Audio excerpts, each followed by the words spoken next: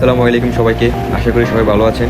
আজকে আপনাদের সাথে যে কফিটা নিয়ে আলোচনা করবো সেটা হচ্ছে তুর্কিশ কফি। তুর্কিশ কফির যাত্রা শুরু হয় 16শো শতকে ওটোমান সম্রাট চালনা করা হয়। প্রথমে কফি আসে ইয়েমেন থেকে, তারপর সেটা ছড়িয়ে পড়ে ইস্তানবুলে। তুর্কিশ কফি এতটাই গুরুত্বপূর্ণ যে 2013 সালে ইউনেস্কো থেকে ইন্টেন্ডেবল কালচার হেরিটেজ হিসেবে স্বীকৃতি দিয়েছে। এই তুর্কিশ কফির বিনস এক্সট্রা গ্রাইন্ডার ফাইন হয়ে থাকে, মূলত দেখতে পাউডারের মতো লাগে। তবে এবার দেখানো যাক কিভাবে তৈরি করা হয় তুর্কিশ কফি। প্রথমে 7 আউন্স কাপের জন্য 3 স্পুন 15 গ্রাম বিনস নিয়ে নেব।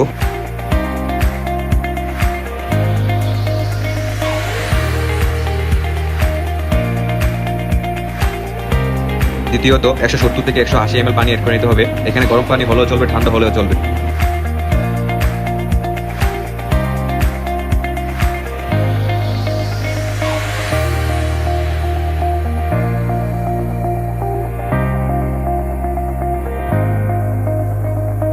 দ্বিতীয়ত স্পুন দিয়ে আলতোভাবে পানির সাথে কফির বিনসটাকে অ্যাডজাস্ট করতে হবে।